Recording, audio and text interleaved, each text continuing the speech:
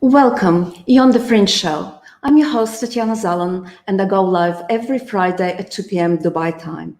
The Fringe helps you to navigate the rapidly changing world and increase the odds of your success. Here we discuss technology, startups, entrepreneurs, and mental models of successful people so that you too can take advantage of the opportunities in the new digital world. Today, it's 19th episode, and the topic of the episode, what we're going to talk about, is Worldcoin, perhaps one of the most controversial projects in the crypto space today. Some analysts refer to that as the scariest project so far. Others are saying that they are kind of a lot more upbeat about it. But my intention is this episode is to get a very fair and balanced view of the project. I'll talk about background, about the vision behind the project, the technology behind it, the people and the investors as well, the positives, but also criticisms. Let me remind you, it's a live show and a usual disclaimer. And I'm not your financial or investment or health advisor, and this show is only for informational and educational purposes only. So please make yourself known. It's because it's a live show, and I will happily answer your comments as we go along, or just say hello. So let me give you a very, very quick facts about Worldcoin first.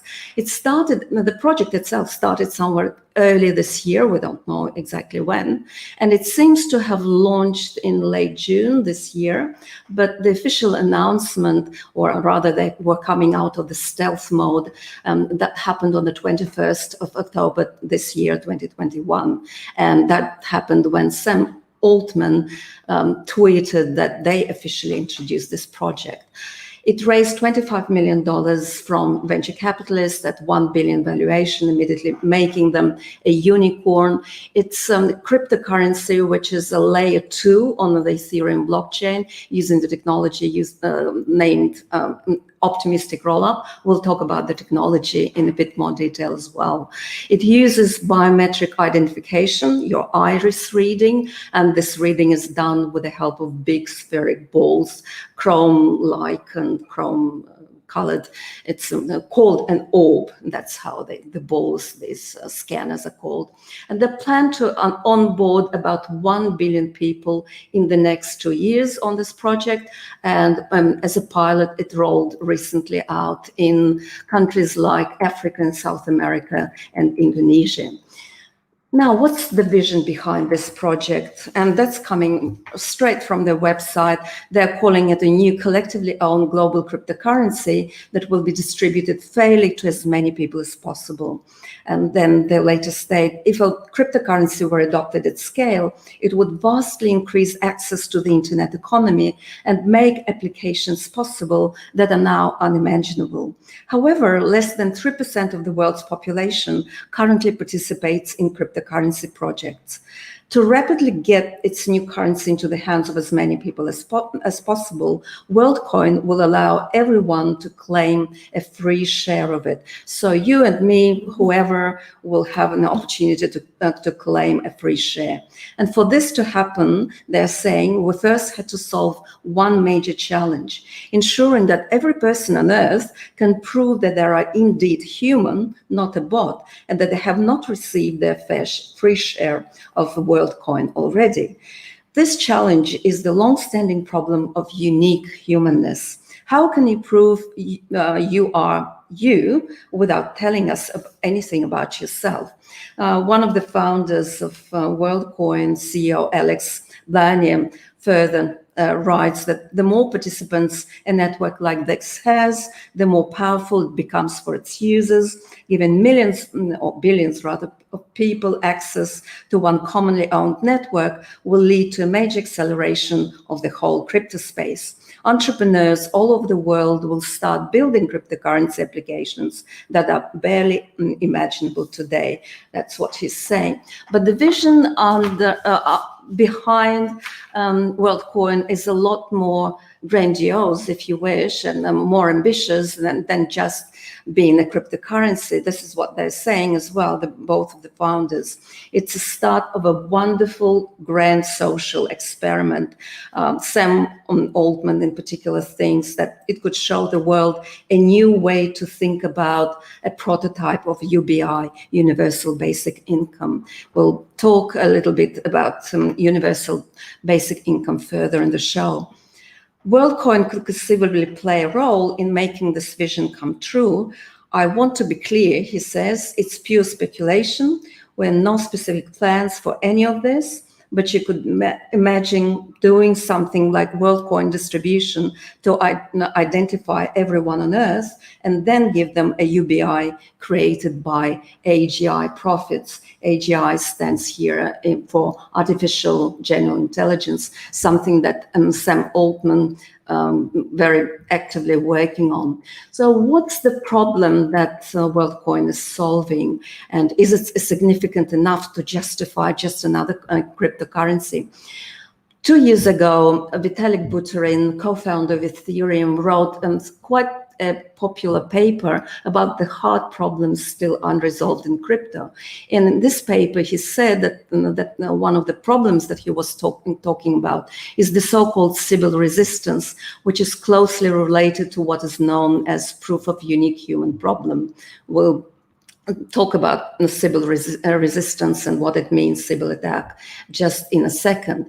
So to Chris Dixon, who is one of the thought leaders in the crypto space and also a backer behind Worldcoin, to him, it would be very useful if every person on Earth could get, for example, a non-transferable, non-fungible token that provided, or rather proved, that we are unique human beings while protecting our own privacy. That would eliminate the need for all these captures that we see and fill in, or I'm not a bot, that's a capture, or enable better Web 3.0 voting systems, among other things. And the way Chris Dixon says he thinks about Worldcoin is, yes, it's both a platform for proof of unique humanness and also an app. So what's the big deal? Why is it important, this unique identity concept? If you are looking at what cryptocurrencies are used for today, they're mostly used for financial applications. But for blockchain networks to kind of move from strictly providing financial services into enabling and solving some of the social and political applications, we really need decentralized protocols for verifying unique human identities. Currently, most blockchains using their governance mechanisms or the memberships, and they employ two types of validation. One is proof of stake, and that means you need to own cryptocurrency, or proof of work, which means you need to own and use mining hardware. And at the center of all this question about unique identity is the Sybil attack problems. Sybil attacks in computer science describe the potential abuse of a digital network if you create too many illegitimate virtual personas. And previously, it was really impossible to solve this problem in a decentralized identity environment. Currently, there are two ways of proving who you are on the internet. One is traditional centralized institutions, such as national ID issuers or providers of KYC, know your customer. Financial institutions are doing that.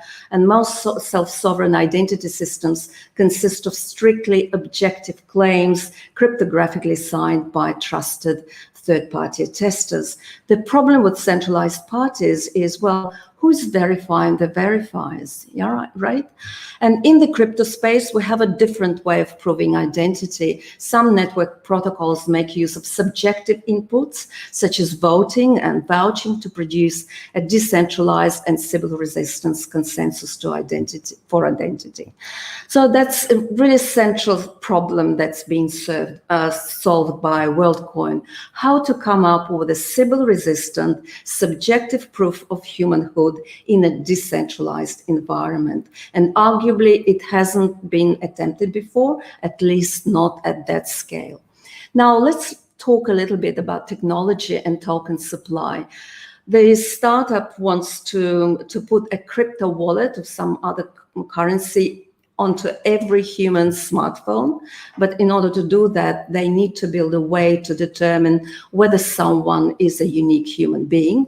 And that requires scanning people's eyeballs with 5-pound chrome sphere, which is called the orb. Worldcoin picked up this iris scanning because of irises are a lot more unique than any other biological measurements. And the Worldcoin itself is a second layer, layer 2 on the Ethereum blockchain. It leverages the security of the network, of the Ethereum network, while having its own economy. One of the problems that Worldcoin obviously needs to address is scalability, because if it goes to billions of people around the world, we need to have a technology that makes it really fast, cheap, and reliable. And this is what they're doing with the help of the so-called optimistic rollup on top of Ethereum. It's a scaling solution without going into too much technical detail. Worldcoin, they quite admit that they chose to build on the Ethereum blockchain because of the large developer network, which could also adopt Worldcoin when it comes to it. Also, they aim for very broad compatibility. The underlying token that they're using is the so-called ERC20 token. It's an Ethereum standard, and it enables compatibility with many existing tools and services. Users will be free to withdraw their funds to Ethereum mainnet, to migrate through bridges to other layer 2 on Ethereum solutions like Optimism, or even to a separate ecosystem like Solana or Polkadot. As far as the token supply goes, there's thinking of making it a fixed supply of 10 billion tokens, with 20% of this to be used for to fund all this production of orbs, but also initial protocol development, as you would expect. Now, does Worldchain, has any competitors? Surely they do. Bitcoin is one of the competitors, and in fact, one of the most common criticisms of Worldcoin is, well, we'll already have a world currency, and that's called Bitcoin, so why do we need another one? And the goal of creating global cryptocurrency is actually very ambitious, and that's been undertaken by several other parties. I have a show on central bank digital currencies. Central banks are very busy launching central bank digital currencies. Additionally, other stable coins from pegged currencies like USDT and USDC, algorithmic currencies, Float is one example. They're all encouraging global use and adoption. I also have a show on Diem and Facebook, and both Diem and Facebook, Diem Association, is also working on a large world-scale financial system, which is what Worldcoin is doing as well. Worldcoin has a very rigorous user acquisition process. They're licensing their orbs, the orb cameras, to contractors all over the globe. Contractors manually go through the process of verifying each and every new user on the network in every city and every country on every continent of the globe at the moment. And in a nutshell, the company's proof of personhood onboarding works by capturing an image of a person's iris with this orb camera, converting that image into a hash code, which Worldcoin suggests they cannot reverse this process. And then it will be checked with a database to ensure that the hash associated with this iris hasn't already been uploaded. And if this is unique, then the hash will be saved, and users will be able to generate a wallet in their app for which the orb scans a QR code. So in the end, what do we get? We get a network of verified users that is tied to pseudonymous wallet codes not real names, and a database of hashes rather than actual eyeballs. So it's hashes that are stored, not the real prints. They currently have the project in a pilot testing mode, 30 prototype devices out of the field already. They hope to add hundreds more in coming months before ultimately shipping thousands and thousands of orbs per month. There are 25 entrepreneurs, contractors in various countries. That includes Chile and Kenya and Indonesia, Sudan and France. After initial production and ramp-up phase, they expect that over 4,000 orbs will be distributed per month, and that makes around 50,000 orbs per year. So far, the average operator signed up to some 700 people per week per orb, if you will. These contractors are themselves in charge of picking up people, looking for people, finding them, eye scanning them, and endowing them with Worldcoin. Contractors themselves will be rewarded with Worldcoin to ensure this incentive alignment between them and the Worldcoin project. Over the course of the pilot project, they're saying that already 130,000 users have claimed their Worldcoin. So the pilot itself involves storing a lot of data, and not just iris data, not just images of people's eyes, but it's also bodies and faces and three-dimensional scans, according to the company's own promotional material. And they're saying that without doing that, collecting all that information during the pilot period, they wouldn't be able to fairly and inclusively give a share of Worldcoin to everyone on Earth. One of the challenges that they will probably need to address later on is the usual pumping and dumping challenge associated with all new projects in the cryptocurrency space. Let's have a look at the funding. They've received quite substantial funding, 25 million investment at 1 billion valuation. 20% of the project will go to the team and investors. It's a bit on the high side. It's generally not very advisable to have that much of a percentage to go to the team and investors, but that's okay. Who are the investors? They're the cream of the cream in Silicon Valley. It's Andreessen Horowitz, participation from Coinbase, and Reid Hoffman of LinkedIn, Day One Ventures, Multicoin, Jesse Walden from Variant. So many really, really good people. Who are the entrepreneurs themselves? Alex Blaney, the CEO and the lead of the project. I don't know a lot about him because I haven't followed him so far, but he's a researcher at the Max, or used to be a researcher at the Max Planck Institute for the Science of Life and Caltech. And Sam Altman, I have followed him a lot. I admire this person. He runs the AI research firm OpenAI. He used to be the CEO of a very famous incubator called Y Combinator, perhaps the most famous one in Silicon Valley. And that Y Combinator accelerator has invested in multiple unicorns, including Airbnb and Dropbox and Stripe and DoorDash, Coinbase. All these were their investments.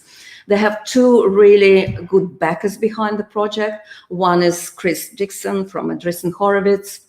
And Chris Dixon is a thought leader, and another one is Mark Andreessen himself. He is co-founder of Netscape. He's one of the earliest pioneers in cryptocurrency, and he was perhaps one of the very first technologists in Silicon Valley who truly understand crypto, understand the value of Bitcoin. And he wrote a seminal article, Why Bitcoin Matters, in Wall Street Journal. Now, let's have a look at the positives of this project. Now that we understand technology, we've talked about the user acquisition, who is behind it. Apologies.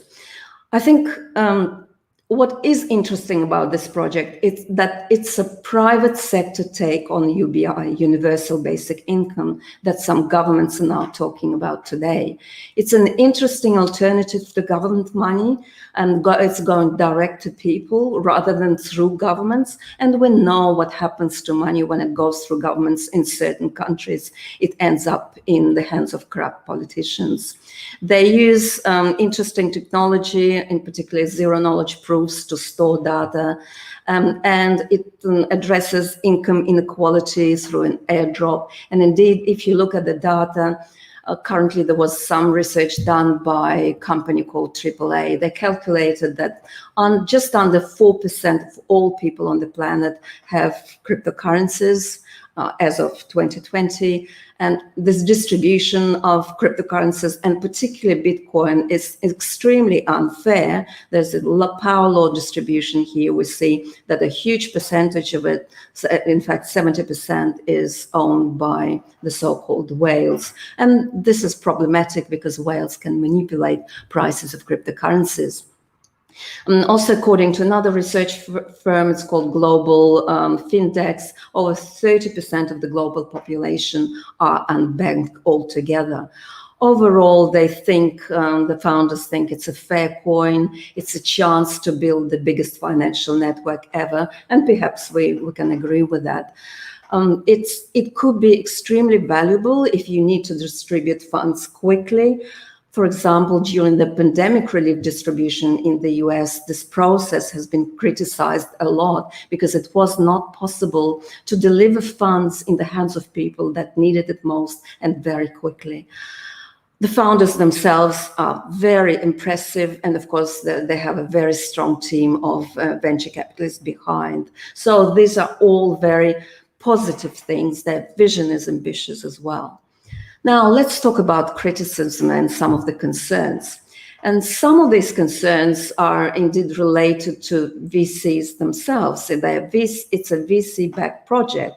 And on the other hand, it looks like it's an altruistic venture. So what are VCs expecting from it? Is it that the expectation that the token will go up in value? Because we know, as we know, VCs, they invest other people's money, and so they expect returns. And these returns coming because Worldcoin will sell out data to some third parties. And how are they going to generate all these UBI payments while still turning the profit for the investors? That's not very clear. And because it's VC-based, all VCs tend to own a large percentage of stake in the technology in the company. So it's not decentralized. 20%, as we mentioned, is for the team. Is it really indeed such a fair launch? To me, at least, the economics of that project is not clear. What is the monetary policy? We know the token supply is 10 billion, that's fixed, but beyond that, I don't know much about the monetary policy. What if the coin turns out to be worthless? We've seen what kind of problems Facebook's DM went into when they first launched as Libra. They had lots of problems and it literally became useless and worthless. So will that be the case as well here?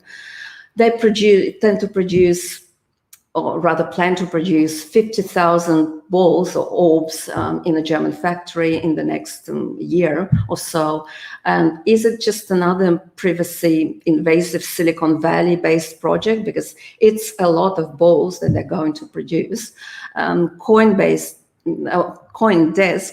it's a very popular, influential publication in the crypto space. They even named it, this project itself, CIA or Wet Dream. We can also look at it from a kind of human perspective. Are we exploiting vulnerable people, poor people in these poor countries and giving them money in exchange for their biometric data? That raises a little bit of a concern as well. But most of the concerns are actually about privacy and cybersecurity. The data is that we're going to generate through this Worldcoin project inherently introduces a trusted third party, right? It's Worldcoin in itself, and this goes in the face of all crypto decentralization. Is it Facebook 2.0? Is it a global database of biometric data that can be breached into? And indeed, security experts are really concerned. Here I've got a couple of quotes from one of them. One of them is saying, it's appalling that investors are wasting tens of millions in a new crypto scheme in the name of helping the world's poor. If they were really interested in helping low-income communities, they should give away their money instead of investing in yet another form of surveillance. Another crypto expert is saying, okay, your social security number leaks, you can get a new social security number. If your credit card number leaks, you can get a new credit card number. If a biometric scan of your face leaks, you can't get a new face. And I think that's a pretty strong argument. And Edward Snowden himself criticized the project a lot in his tweet of 23rd of October. This is what he said, his exact words. This looks like it produces a global hash database of people's iris scans for fairness, and that waves away the implications by saying, we detected the scans. Yeah, but you save the hashes produced by the scans, hashes that match future scans. Don't catalog eyeballs. Don't use biometrics for anti-fraud. In fact, don't use biometrics for anything. We use zero-knowledge proofs. That's what Worldcoin says. Great, clever, still bad. The human body is not a ticket punch. And that raises a more general and philosophical issue of human agency, the blend of AI and UBI. So let's talk a little bit about that, and we'll finish it off. It's increasingly popular for some reason that I really don't understand to pair both AI and UBI, particularly among the tech elite in Silicon Valley. Global or UBI, they think that that will be funded by profits that's generated by powerful AGI, artificial general intelligence. If we are looking at what universal basic income means, just to be on the same page, by universal basic income, we refer to the idea of giving everyone an income sufficient enough to meet basic needs with zero conditions on the income. So you can spend this income on anything you want, you're entitled to it anyway. It can be on, you choose to work or you choose not to work. You can spend on anything you like, at least in theory, or you can do whatever. And that's independent of anything, no conditions, no strings attached. Maybe there is some age, dependent on age, but possibly no other factors. And that makes the UBI as an idea very, very different from the welfare system that we have today, because welfare is always conditional. You have to meet certain criteria to be able to receive it. Not so with the UBI.